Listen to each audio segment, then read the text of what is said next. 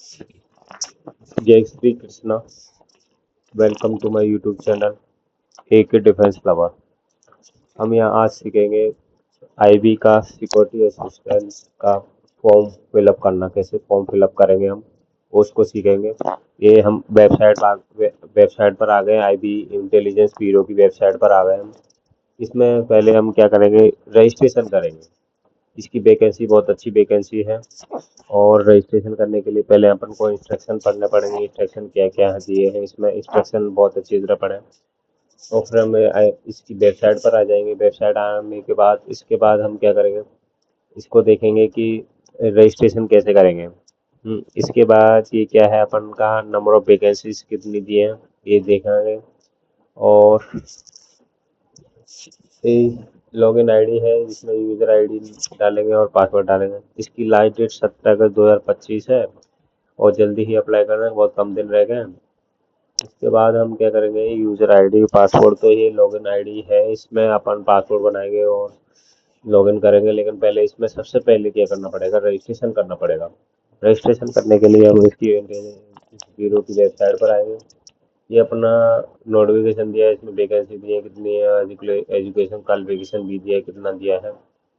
इसके बाद हम देखेंगे कि ये जो अपनी आईडी खुली हुई है जीरो पर, इस पर रजिस्ट्रेशन सबसे पहले करेंगे। रजिस्ट्रेशन सबसे मेन है पहले, बेसिक सबसे बेसिक है रजिस्ट्रेशन। रजिस्ट्रेशन में क्या है, सबसे पहले अपना कैंडिडेट का नेम है वो भरना पड़ेगा। जो बेसिक डिटेल्स होती है वो भरनी पड़ेगी। ये तो पहले इंस्ट्रक्शन दिया है, इंस्ट्रक्शंस को देखेंगे। अभी रुको थोड़ा। इसके बाद ये अपने आईडी की सिक्योरिटी असिस्टेंट फॉर्म, ये तो हो गया अपना। अच्छा, इसके बाद अपन क्या करेंगे, रिलायंस ब्यूरो की जो वेबसाइट है इनमें पोस्ट नेम सब कुछ दिया हुआ है। और सिक्योरिटी असिस्टेंट का बहुत अच्छी जॉब है ये। इसको अप्लाई करने के लिए आपको सबसे पहले रजिस्ट्रेशन करना पड़ेगा। तो ये इसकी लास्ट डेट बहुत जल्दी आने वाली है, इसलिए जल्दी फॉर्म भर दो। इसका पे स्केल बहुत अच्छा है, 21,000 से 700 से 4900 है। एजुकेशन क्वालिफिकेशन 10th क्लास है और इसकी एज 18 से 27 है। और जनरल ओबीसी की 650 है और एस सी एस टी की 550 है। ये ऑनलाइन कर सकते हैं किसी भी डेबिट कार्ड से, क्रेडिट कार्ड से, नेट बैंकिंग से, एसबीआई चालान से। इसका सिलेक्शन प्रोसेस रिटर्न एग्जामिनेशन होगा, इंटरव्यू होगा और जॉब लोकेशन ऑल इंडिया है। ये वेबसाइट है, इस वेबसाइट पर हमने ओपन की हुई है वेबसाइट। और ये नोटिफिकेशन दिया है अप्लाई, और अप्लाई ऑनलाइन वेबसाइट, ये नोटिफिकेशन है। नोटिफिकेशन में बहुत स्टेट वाइज वैकेंसी है ये। और स्टेट वाइज पे स्केल दिया है ये। और ये इसका टाइम कितना दिया है, 1 घंटा दिया है। 5 पार्ट्स आते हैं इसमें। इसका एग्जामिनेशन सेंटर कहाँ होंगे वो सिटी दी हुई है। सिलेक्शन कैंडिडेट इसमें दिया है। ये सारी बेसिक जनरल इंस्ट्रक्शंस दिए हुए हैं, वो आप देख लेंगे। नोटिफिकेशन आपने देखा होगा, नोटिफिकेशन कैसे क्या है। नोटिफिकेशन में देख देख के उसको पहले बारीकी से समझेंगे कि क्या है। पूरा नोटिफिकेशन पढ़ने के बाद अपन सबसे पहले रजिस्ट्रेशन पर ध्यान देंगे। रजिस्ट्रेशन सबसे मेन है, रजिस्ट्रेशन सबसे पहले करना पड़ेगा। ये तो अपना नोटिफिकेशन आ गया। नोटिफिकेशन पढ़ेंगे नोटिफिकेशन को आराम से अच्छी तरह और अप्लाई ऑनलाइन पर करेंगे क्लिक। फिर इसके बाद अपन क्या करेंगे, सबसे पहले हम रजिस्ट्रेशन करेंगे। रजिस्ट्रेशन करने के लिए अपन को आईडी आईडी के बेसिक इंस्ट्रक्शन भरने पड़ेंगे। तो लॉगिन आईडी, अगर लॉगिन आईडी बनानी पड़ेगी तो फिर तो रजिस्ट्रेशन तो करना पड़ेगा ही सबसे पहले मेन। तो पहले हमसे तो क्या करेंगे, सबसे पहले रजिस्ट्रेशन करेंगे। रजिस्ट्रेशन में इम्पोर्टेंट इंस्ट्रक्शन ये दिए हैं। तो इसके बाद अपन रजिस्टर पर क्लिक करेंगे, जो रजिस्टर दिखाए ना, रजिस्टर पर क्लिक करेंगे। रजिस्टर पर ये रजिस्ट्रेशन की प्रोसेस अब चालू हुई है। इससे पहले क्या करेंगे, सबसे पहले अपना क्या है, कैंडिडेट नेम, एप्लीकेंट नेम। सबसे पहले बारीकी से अपना एप्लीकेंट नेम लिखेंगे। फिर मोबाइल नंबर रखेंगे कैंडिडेट का, फिर इसको दोबारा कंफर्म करेंगे मोबाइल नंबर को। फिर अल्टरनेट होगा तो वैसे कोई ज़रूरी नहीं है अल्टरनेट नंबर देना।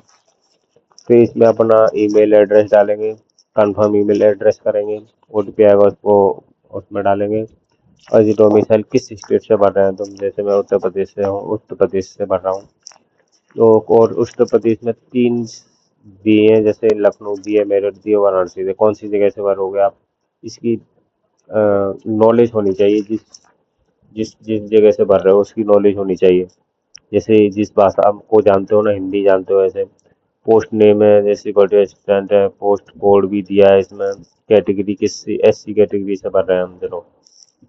फिर इसके बाद हम कैप्चा डालेंगे। कैप्चा बारी से डालना आराम से। कैप्चा डालने के बाद सबमिट पर क्लिक करेंगे।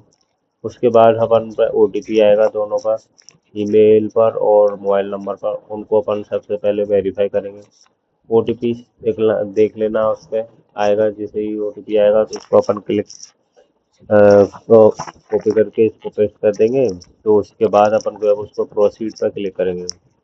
प्रोसीड करेंगे, इसके बाद डिक्लेरेशन पर क्लिक करेंगे। इस डिक्लेरेशन के बाद अपना कैप्चा डालेंगे। कैप्चा डालने के बाद अपन क्या करेंगे, इस पर क्लिक करेंगे, सबमिट करेंगे। इसको सबमिट करने के बाद अपना ये बेसिक डिटेल्स आ गई रजिस्ट्रेशन की, इसको सबमिट करेंगे। इसको सबमिट करेंगे। सबमिट करने के बाद एप्लीकेशन डिटेल्स है, ये सारी डिटेल्स आपको चेक कर लेनी है दोबारा। एक बार दोबारा चेक कर लेनी है अच्छी तरह से, कोई गलती तो नहीं हुई है हमको। हम फिर इसको क्या करना है, अपन को रजिस्ट्रेशन होने के बाद अपन रजिस्ट्रेशन हो गया। फिर इसके बाद अपन लॉगिन करेंगे। तो एलिजिबिलिटी क्राइटेरिया सबसे पहले ये हो गया, एप्लीकेंट नंबर, ये सब जो अपन रजिस्ट्रेशन में भरा था वो सारा आ जाएगा। फिर इसके बाद अपन जेंडर भरना है। फिर इसके बाद अपन को डेट ऑफ बर्थ भरनी है। डेट ऑफ बर्थ भरने के बाद अपन को नेशनलिटी इंडिया की करनी है, नेशनलिटी इंडिया है।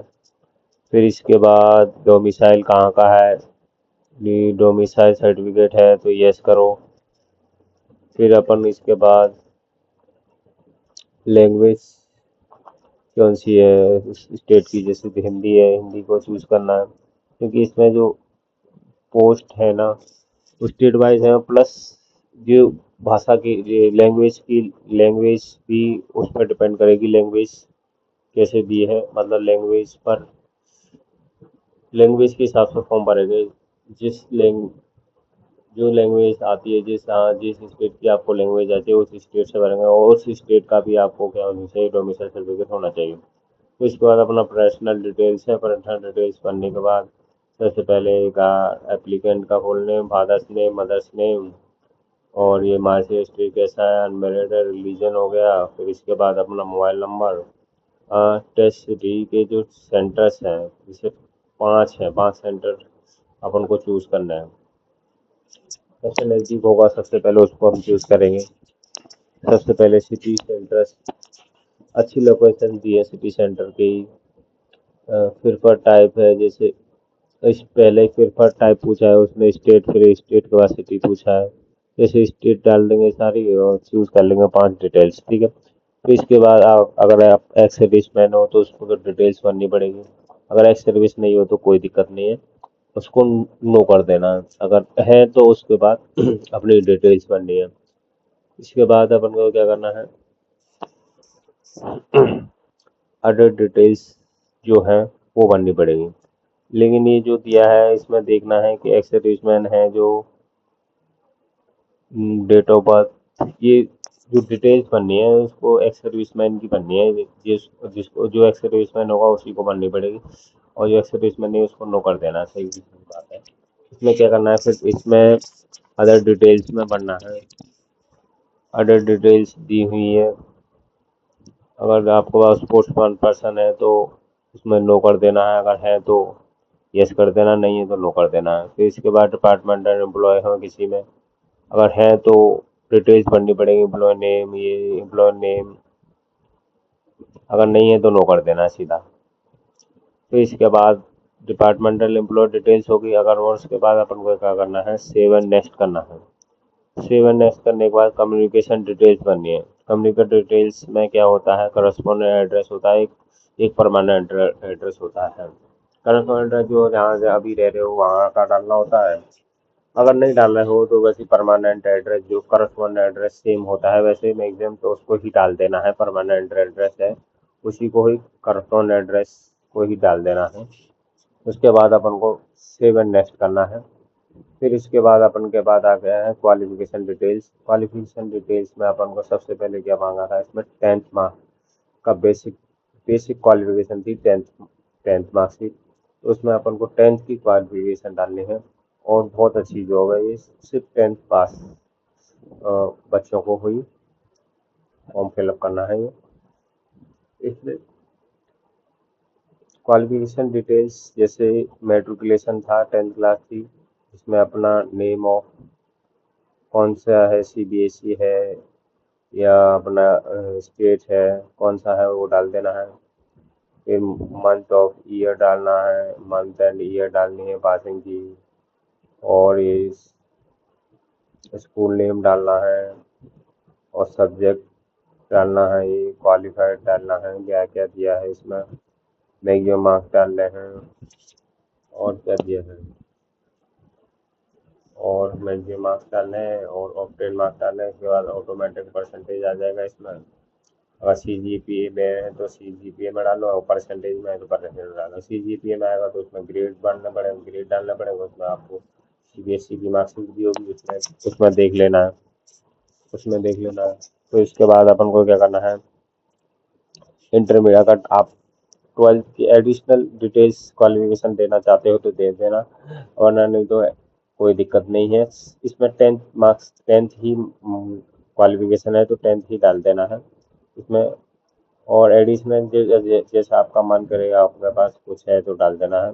फिर इसके डिजायरेबल क्वालिफिकेशन कोई भी हो, एक्स्ट्रा क्वालिफायर कुछ हो तो वो आपको अपलोड कर देनी है। वैसे अपलोड नहीं करेगा तो कोई दिक्कत नहीं होगा, इसमें मैंडेटरी नहीं है, ये एडिशनल है।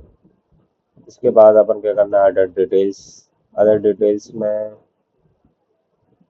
भरना है, जैसे कि ये दिया है नॉलेज ऑफ, क्या दिया है, लैंग्वेज का दिया है। अदर डिटेल्स में लैंग्वेज आती है तो आती है, नहीं हिंदी और इंग्लिश आती है तो कर देना है नो। अगर एक्सपीरियंस डिटेल्स मांगा है तो एक्सपीरियंस डिटेल्स में यस या नो करना है एक्सपीरियंस डिटेल्स में। फिर इसके बाद आता है एक्सपीरियंस डिटेल्स। अगर आपके पास है एक्सपीरियंस है, किसका है ये, हाँ अगर तुम्हारे पास जिसका एक्सपीरियंस इस क्षेत्र का एक्सपीरियंस है, जैसे आईबी में जो है कहीं अगर आपने किया हुआ एक्सपीरियंस तो ये अपन को डालना होगा। अगर ये हाँ है तो यस करना पड़ेगा। इसके बाद अपन को ये डिटेल्स भरनी पड़ेगी। डिटेल्स भरने के बाद आपको सेव एंड नेक्स्ट पर क्लिक करना पड़ेगा।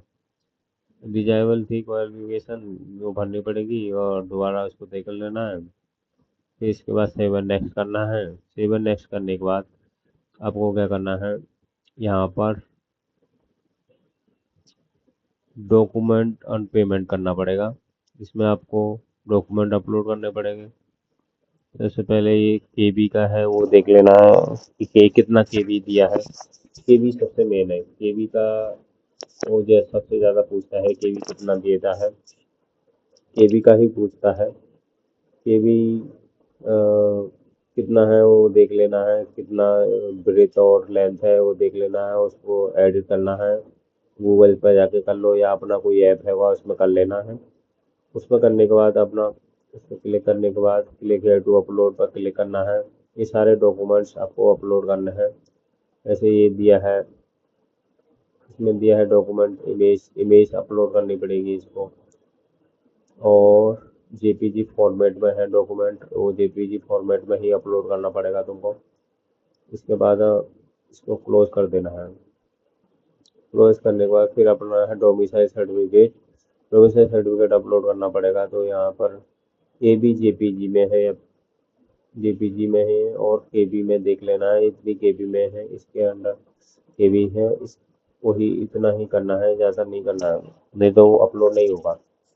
इसके बाद अपन को क्या करना है, क्लोज पे क्लिक करना है।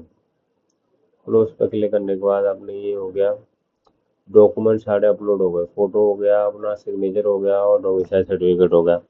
ये अपलोड करने के बाद आपको पेमेंट करना पड़ेगा। इसको पेमेंट करना पड़ेगा, ये दोनों एक ही साथ दिए हैं, डॉक्यूमेंट और पेमेंट। डॉक्यूमेंट और पेमेंट एक साथ दिए हैं, तो पहले इसको अपना फोटो अपलोड कर दिया, सिग्नेचर अपलोड कर दिया और डोमिसाइल सर्टिफिकेट अपलोड कर दिया। इसके बाद अपन को पेमेंट करना पड़ेगा। पेमेंट के लिए अपन को सबसे पहले क्या करना पड़ेगा, ऑनलाइन किसी से भी पेमेंट कर सकते हैं आप, ऑनलाइन किसी से भी पेमेंट कर सकते हैं।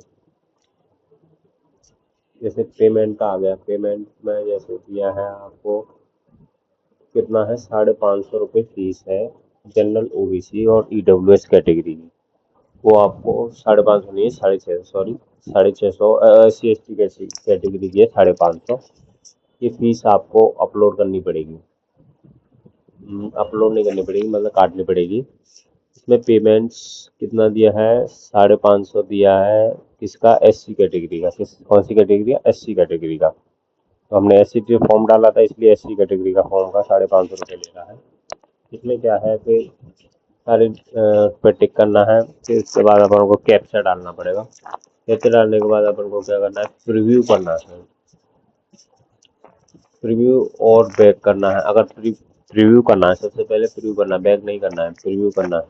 प्रीव्यू करना है, सबसे पहले देख लेना है कि सारा मेरी डिटेल्स अच्छी तरह भरी हुई है। फिर इसके बाद अपन को सेव करने के बाद पेमेंट किससे कर सकते हो आप, नेट बैंकिंग है, ऑनलाइन नेट बैंकिंग है, यूपीआई है, जिससे करना हो उससे कर सकते हो। जैसे हम यूपीआई से करेंगे, यूपीआई से करेंगे तो आपका ये पेमेंट दिया होगा, वो आपको कितना पेमेंट दिया है, यूपीआई आईडी से कर सकते हो या क्यूआर कोड से कर सकते हो, किसी से भी कर सकते हो आप।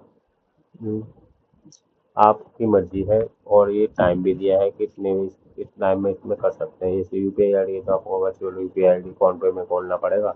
वो आईडी डाल देने के बाद आप उसमें डाल देंगे तो आपके पास फोन पे में जो नोटिफिकेशन जाएगा उसका वहाँ से पे कर देंगे तो आपकी फीस कट जाएगी। एक तो ये होता है, एक क्यूआर कोड होता है।